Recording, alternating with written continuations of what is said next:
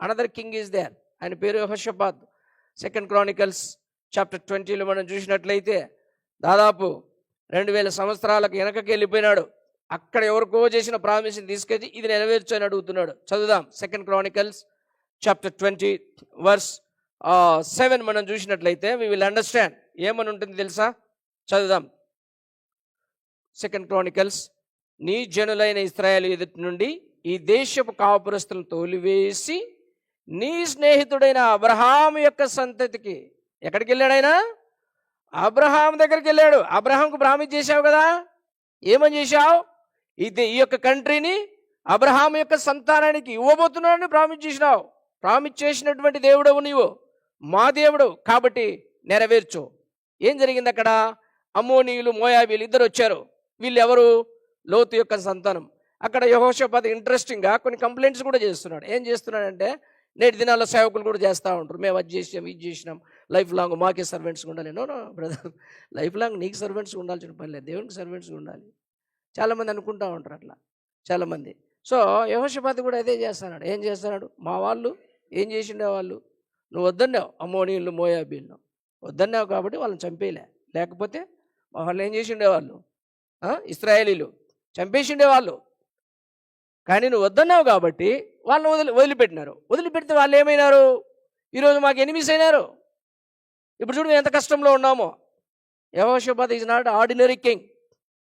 ప్రపంచంలో the biggest army base ఉన్నవి 5 countries ఉన్నాయి. First China, next probably India అనుకుంటా, తర్వాత అమెరికా, తర్వాత రష్యా, తర్వాత నార్త్ కొరియా.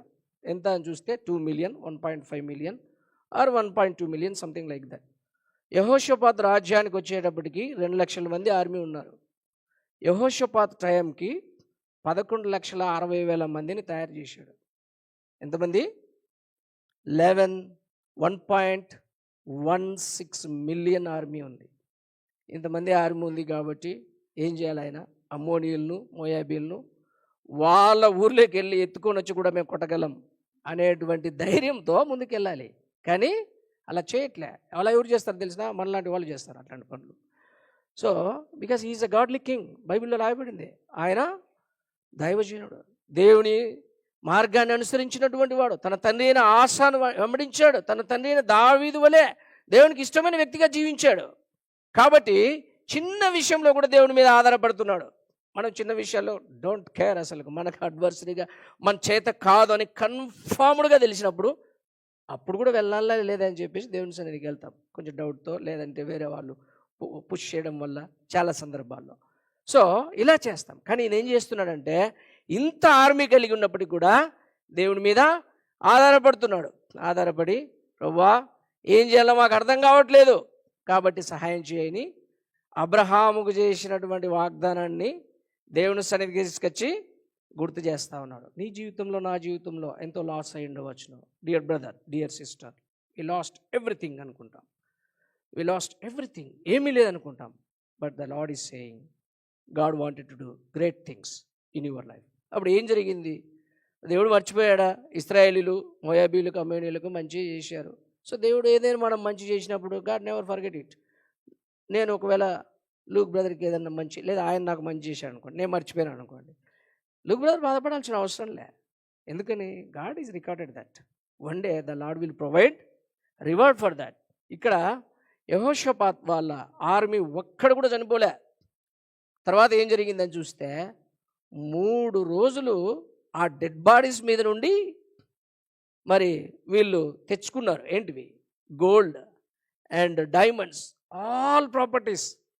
ఆ చనిపోయినటువంటి వారి దగ్గర నుండి వీరు దోచుకోవడానికి 3 రోజులు పట్టింది. Not like in California. ఇప్పుడు నువ్వు అక్కడికి వెళ్ళి ఏమన్నా చూద్దామంటే ఏముండదు, బూడిదే ఇన్ లాస్ ఏంజల్స్.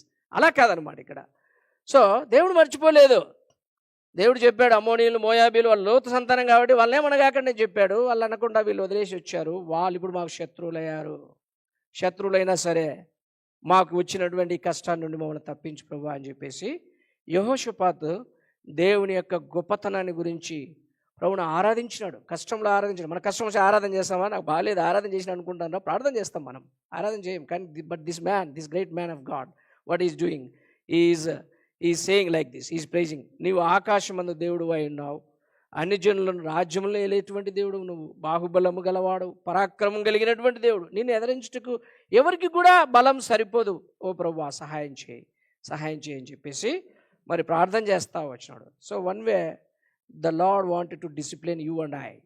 ఎప్పుడైతే మనం పాపం చేస్తామో, దేవునికి అవిధేయంగా జీవిస్తామో, మనకు తెలియనటువంటి ట్రాప్లో మనం చిక్కుంటాం. ఎందుకు? ఆయన వైపు చూడాలని. మనల్ని ఏదో కష్టపడి మరి మోయలేని బరువు మన మీద పెట్టుకొని కింద పడుతూ లేస్తూ వెళ్తూ ఉంటే దేవుడు చూసేసి సంతోషించాలని కాదు. Is there any father who loves when his child is struggling?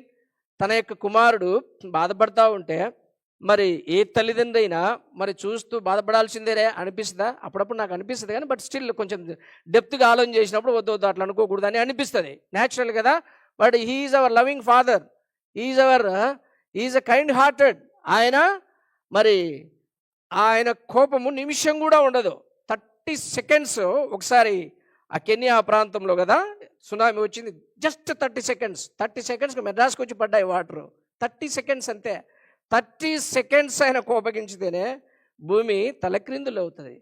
ఆయన ప్రేమ దీర్ఘకాలం ఉంటుంది. Not because of your abilities, my abilities, because God has chosen you in order to bring glory to his matchless and wonderful name. నీ ద్వారా నా ద్వారా దేవుని నామానికి మహిమ రావాలి కాబట్టి ఆయన అద్భుత ఆశ్చర్య కార్యములను చేసి నిన్ను నీ ద్వారా నా ద్వారా ఆయన ఘనత పొందాలని కోరుకుంటున్నాడు.